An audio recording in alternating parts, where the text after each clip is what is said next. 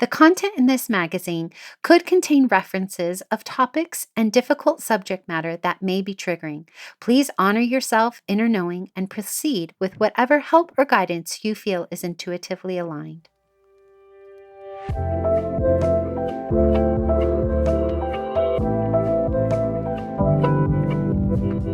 Welcome to Sovereign Magazine Podcast. I'm Nicole George, CEO and founder of Sovereign. I'm so happy you are here. We are the magazine podcast and community guiding 5 million women to their sovereign selves. From heart-led conversations to magical meditations, our inspiring guests will show you how they can help you step into your sovereign self. Are you ready to listen to your inner voice and step into your power? Then keep listening to hear all of the intuitive messages meant for you today.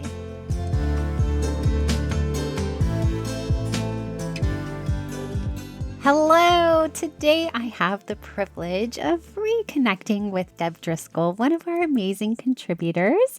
Deb is the founder of the BeHER collective, a global movement activating women to become the heroine of their own story.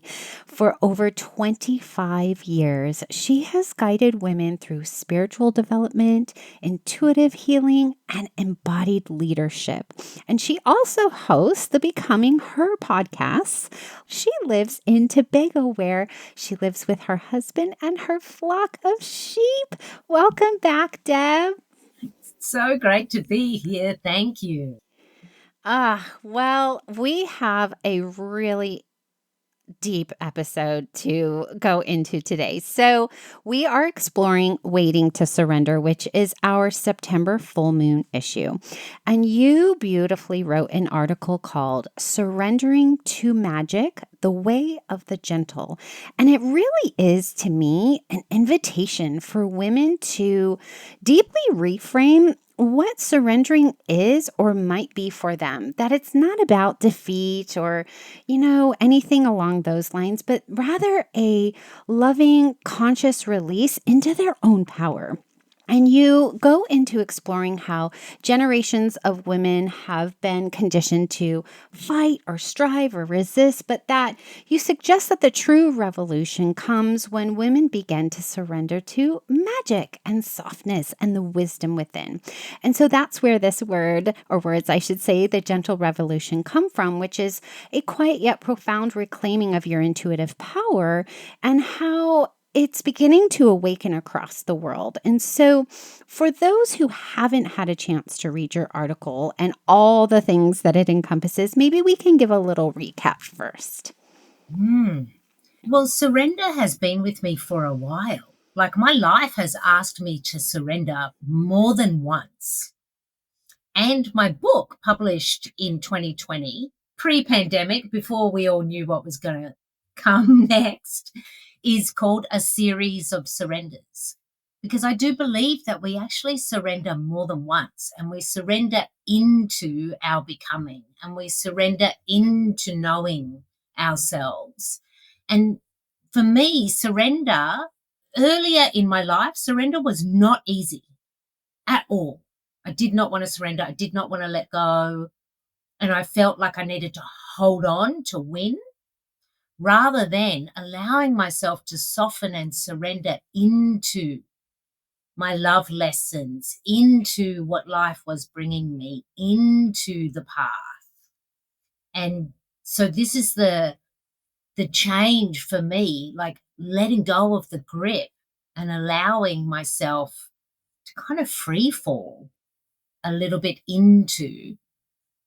And so I've had my own experience with surrender, but I think as a collective for women, we have felt for a while like we need to fight for our place, fight for our rights. And we've literally had to do that.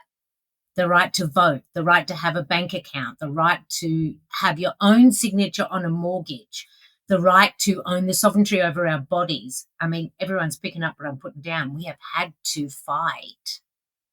But what I believe is that the fighting isn't going to get us where we want to go. And blessed to all the women who have been on the front line to to bring us to where we are now, where we can have our own bank accounts, where we can have our own mortgages, et cetera, and the work continues. But for us all as a collective, I believe it's a softening. I believe it's gentle. I believe it's no more need to fight. I think it's time to claim it. Mm. That is definitely a shift in some narratives and reframe. So, what do you think about the difference and how would we distinguish between surrendering in trust and giving up in defeat? Mm. I think the giving up in defeat is the dominant narrative of surrender because we see it. We see the white flag. One side of the battle is like, okay, I'm going to surrender. There's a point where someone gives up, and that is essentially the definition of you're the loser. Whereas the way I see surrender is letting go of the narratives, the beliefs, the thoughts, the realities that do not serve you and where you want to go. So you surrender them, you let them go. It's like, no, you lose. Like that belief that I have to try really hard as a woman to be taken seriously as a spiritual teacher. What if I surrender that belief? What if I'd say, no, you're the loser. You don't get to be in my narrative. And even further, I take away winners and losers. That whole narrative, that whole binary of someone wins and someone loses. But to really surrender, the way I see it, Nicole, is like imagine that your fist is held really tight and you're holding on. When you surrender, all fingers and thumb releases, which opens your palm, which means you can now receive. There's so much more you can hold. That's how I see surrender. It's like an opening up to what is next when I let go of what I actually don't need or when I let go of what the world told me I should be. Yes, yes, yes, yes. So, what would you say to the woman who just feels completely and utterly exhausted, but still fears that letting go? Right? We hold on to that grip so tightly. What would you say to her to help her tap into that intuitive wisdom and not feel so uncertain or fearful anymore? Oh, gently, gently, my friend. Gently, breath by breath. If you are exhausted, there's women all over the globe, soul exhausted. Like our nervous systems have been hijacked and we've been in this fight to prove ourselves. I think really the beginning of the revolution is women reclaiming I'm allowed to rest and relax and I can take care of myself from the inside out. Like actually really caring so that we're relaxing and not collapsing. And it's all like the intuitive path, it opens up for us. We don't have to work for it. But it feels really hard when we're trying to step onto the path where it's another task that we have to do, another thing on the to-do list. That's why I say it's the gentle revolution. Not only is it not fighting for anything and causing more harm and violence in the world, it's not only that, it's also gentle for the woman. Gentle for the woman. Like, what if you just take care of yourself? What if you just learn to breathe a little bit deeper as your first moves? And trust that if I start from the inside and care for myself, then the path does unfold. Because the thing about intuitive wisdom, nobody's lost it. We've all got it. It's not broken. It has been compromised by our conditioning. Oh, that's just woo-woo stuff. You shouldn't listen to that. It's not to be trusted. It definitely doesn't belong in business. Like all of that is the dominant narrative that the powers that be wanted us to play into. And we have. As a collective, we have. That's definitely changing. Like, Nicole, you and I are changing that in this moment with the woman who is listening to us right now, changing that. Because your intuition is your first sense. You take your first breath in this life, your intuition comes online. It's there. It's within you. It just wants you to relax a little so that it can flow in and be with you.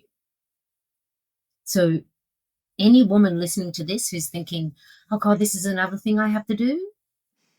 No, go lay down and have a nap. Yeah. Yeah. So for the woman who is listening to this and is like, okay, so now I'm supposed to nap and I've got this to-do list and I've got to pick the kids up by 3:30 and I have to come back for a 5 o'clock meeting and all of this, right? What would you say to the woman who's like, yes, Deb, you are like touching my soul and my soul so deeply desires this? But this is not the world that we live in right now, Deb. And I think you're blowing some smoke in the mirrors, right? But what would a world led by women in this way who have fully surrendered to their magic look like and potentially feel like if we all just started to do some of these little things you mentioned, which was breathing or take a nap or start to take care of ourselves? Mm. Mm. I see glimpses of it already. Not necessarily in the greater world, but definitely in spaces where I'm with women and there's no judgment or criticism, and women are bringing forward their stories, their wisdom. I definitely see it there. I see it in the communities of women that I lead, that I'm a part of. I see it in the world where you've got to look for it, but you can find stories about women who are in positions of leadership. Like coming to mind right now is some of the amazing women who are in leadership during COVID and the difference it made in their countries because of the way that they were leading. The numbers of death were down. The sense of safety in their country was up. And that is what women naturally do. The feminine will naturally care for the collective. And so I believe we are already doing it. It's already here. And if we look for it, we can find it. And if we believe in it, we can create it. We can create it in our own home. We can create it in our own life. Because a part of the big revolution also is making the decision. Yes, I have been conditioned by patriarchy and capitalism and maybe a religious institution, but I get to choose in the next breath how I want to move forward. Do I want to push in that masculine way, or do I want to see if I can soften into receiving? And it's a journey. It takes some time. There's some unlearning here. But I don't want to claim what it's going to look or feel like because I believe we're all going to create it together. And so my vision is what I can see and I can feel, but we're all a part of it. It's so much bigger than what I can see and feel. It's what we all create. Yeah, for sure.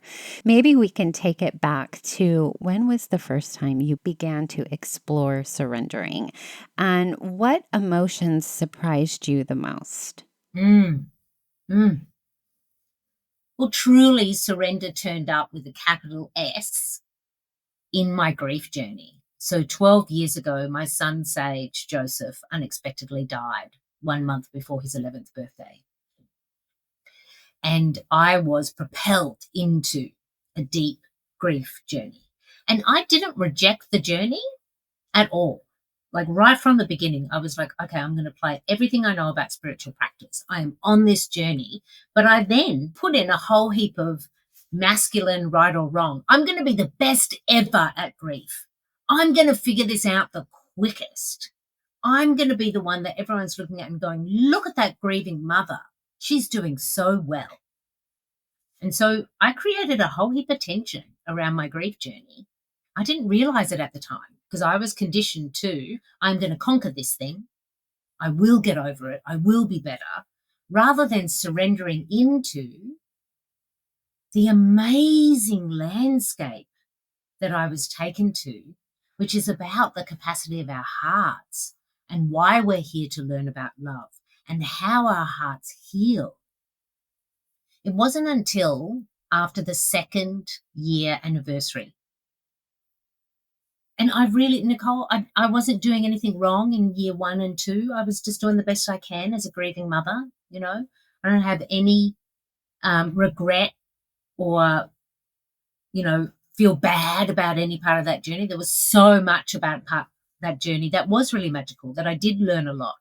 But I also was laying underneath a tree in Massachusetts in on the April 3rd, 2015, which was the 2-year mark of Sage's death, and I'm laying underneath this tree.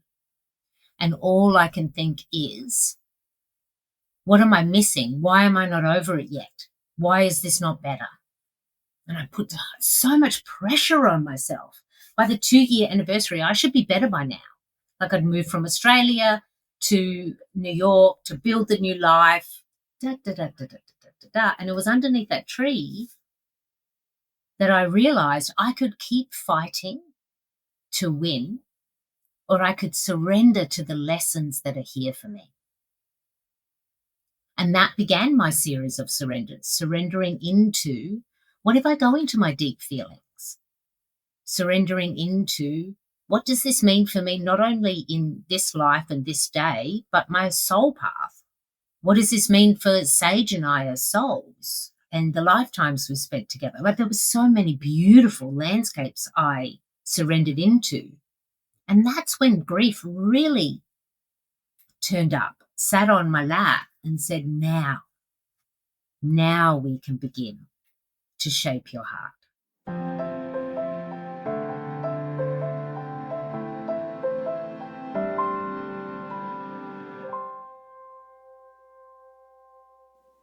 I couldn't imagine all the feelings that you were feeling, especially around the subject of safety or lack thereof for yourself and for Sage in that moment. And so I think this would be a really good transition to move into our special segment, Steps to Your Sovereign Self, because I think each of us in some way has to deal with loss when we surrender. May not be the loss of a person. It may even be part of your identity, or a loss of a job because you might switch careers, or a partner, or who knows what you might be losing. But there is some sense of safety that sometimes you need to give up when you surrender, right? And so you're going to take us through an activation where we can create internal safety so that we can surrender to our own magic. And this is something you're going to be able to do on repeat daily. And so definitely save this podcast for later, because this is going to be something you're going to want to do often. So I'm going to hand it over to Deb. Get yourself ready wherever you need to. If you need to pull over, park the car, like, get ready for some good activation here. What a beautiful invitation. I hope everyone's received that beautiful invitation and you've said yes. And finding yourself now in whatever is most comfortable. You may stay exactly where you are. You may be out on a walk and just decide to let your shoulders dip a little bit lower down the back, whatever may be. But we can just release a little bit of tension now and take a breath and being like, yeah, I'm going to move into an activation. Because what Nicole was speaking about is so true. Surrender is not easy for the human condition, not easy for a woman. And when we're inviting to surrender a part of ourselves or a person or a job or an identity, or if we're surrendering into our magic, which is also for women tricky, because the narrative is that it's dangerous. It's dangerous to be a magical woman. So we're just all going to acknowledge that and just take a big, deep breath. And then sigh it out. Give yourself the sigh. The sigh you can hear. Because know this, my friends, and put it in your back pocket. When we sigh, it's like massaging the soul. Your spirit loves it. So anytime that you need to feel like you can release a little, big deep breath and a big sigh. So the activation, I'm going to talk it through first. And as I'm talking it through, I'm just going to invite the breath rhythm so you can get used to it. So the breath rhythm it's a nose-only breath rhythm. You're going to breathe in through your nose for 6 beats. You are then going to hold the breath for 2, and then you breathe out the nose for 8 beats. Now, everyone's going to have their own rhythm of beats, etc. And for some people, if you haven't done breath work before, this may take a couple of breaths to get jiggy with it, which is why I'm inviting to start working on that breath now while I talk about this activation, and then we'll all do it together.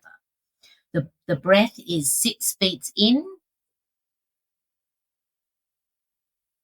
Hold the breath for 2. And then out the nose for 8. Here's a hot tip, my friends. When your out breath is longer than your in breath, you automatically tell your nervous system and all of your insides that you are safe and you can relax. It's why we seek a longer out breath. So just keep that breath going now while I share about this activation. It is a 2-minute activation.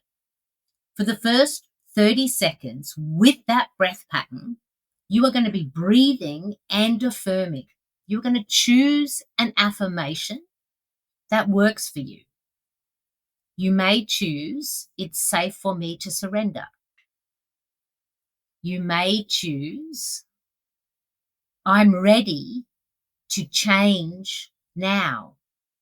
Whatever it is, we all have something in our lives. It might even be about abundance. I'm available to receive the abundance available to me. We're all going to have our own personal affirmation, but for 30 seconds, you are breathing 6 in, hold for 2, 8 out, and you are saying that affirmation to yourself really lovingly. And we're just giving 30 seconds of breath and affirmation so we can relax the nervous system and set our energy vibration to this vibration of the affirmation.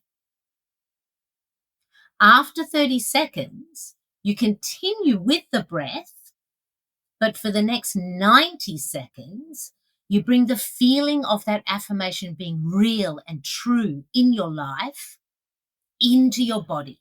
Feel it in your muscles. Feel it in your belly. You may be taking pictures in your mind of what it looks like when this is real for you, or you may feel it in your heart, the feeling of this being real. But we want to bring it down into our body so our body remembers this is safe. So in 2 minutes, you can reprogram your safety, your surrender, your magic by affirming and then embodying. And that's all you need, 2 minutes. And then you carry on with your sweet life.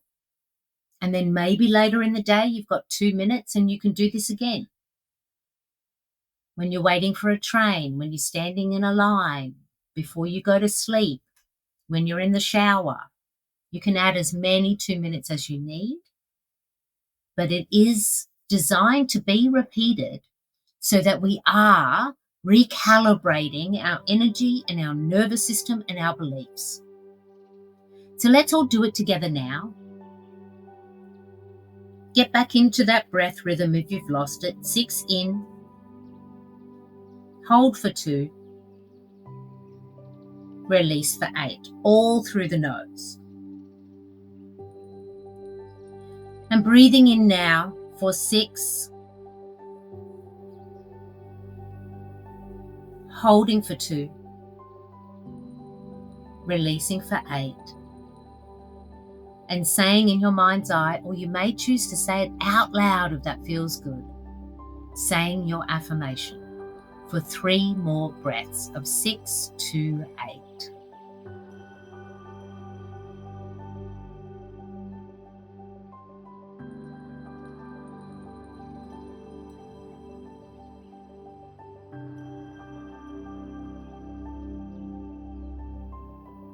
And when you're ready to, you now take that affirmation down into your muscles, down into your heart space and your belly. Keep the breath the same. 6 breaths in, hold for 2, release for 8. You may choose to continue to sing or say the affirmation, but what I'm inviting here is to feel it in your muscles, in your bones. What does it feel like when this is real? Feel it now.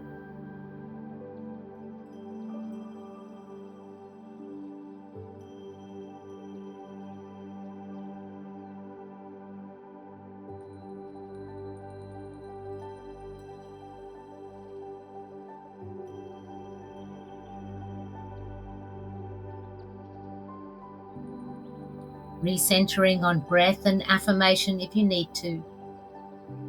Allowing the feelings to come from heart and out of heart into all muscles, all bones. Feel it, it's real.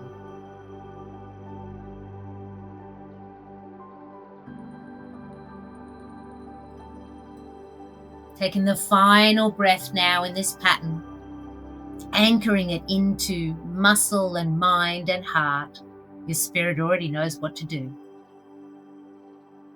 And when you have complete your last breath cycle, put a smile on your face, which also gives safety, open, allowing, and then when you are ready to, lovingly open your eyes. Wow, I feel so relaxed. Isn't it great? Woo! Two That's a new breathing minutes. pattern for me. I haven't had that one before. So thank you for sharing that.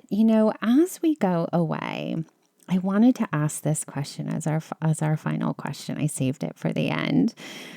What is the message you most want every woman listening to carry with her after our conversation today? Let me just breathe that into my heart and through my muscle and my bone. The thing that's coming to me is you're allowed. You're allowed to change. You're allowed to evolve. You're allowed to say, no, that's not for me anymore. You're allowed. You can reclaim your power. Even if that power is just in like one move that you make for yourself. Or maybe you're allowed to be louder if you've been told that you take up too much space or you're too much. Whatever it is, I just say, what about if we just delete those narratives and affirm, I'm allowed. And not only am I allowed, it's safe for me to do so. And it's gentle. If I surrender to the magic within me, the magic is going to show me the way. And I'm allowed. Yeah, you're giving women permission again to feel their own magic, which most of us, it was stripped away from us, whether that was family, societal conditioning, even sometimes our own selves have put rules and boundaries around ourselves. So I think this is your invitation to become that wild woman again and reclaim her, as you call it, your BeHER collective. And your definition of her is going to be different than the woman next to you. Each journey is different. And I think for me, the more authentically you can be yourself, the more the magic keeps showing up. So the more that you say, okay, I'm getting a no in this situation, and you say no, that's more magic and more power that's brewing within you. Instead of us, we typically say yes and put too much on our plates, right? So today, I hope what you got out of this podcast is your invitation to allow, your invitation to give yourself permission, your invitation to rest and really reclaim her and what that means to you. I also have a special gift if people want to take this further. If you're going, no, this episode's finished, I want to keep talking to Nicole and Deb. If that's you, then you've heard it. You've heard the call to be her. And I have a private podcast called Becoming Her. It's 10 short episodes. They're all 15 minutes or less. And in each episode, I share with you what you need to know and the little internal shifts and decisions you make in your becoming. It's gentle. and it's available to everybody. And I will ensure that the link to get access to that private podcast is right here at your fingertips, because you are invited to gently become her. Yes, yes. Everything will be in the show notes. Don't worry. And you can connect with Deb in our community as well, community.sovereign-magazine.com. All of her details for her BeHER collective will be in there, all her socials handles. So don't worry. You'll be able to connect with her. And we're going to have more. She's coming back. So don't you worry. She's always a wonderful, welcomed guest. So thank you so much for today, Deb. My privilege and pleasure. Bye, everybody. Big love. Thanks for listening. I'll be back tomorrow with another soul-led entrepreneur here to help you step into your sovereign self. Subscribe to our magazine and podcast and join our global community for all the magic. Details to connect with today's guest or join the movement are in the show notes. And if you enjoyed this episode, please leave a review. It helps us reach our goal of guiding 5 million women to self-sovereignty.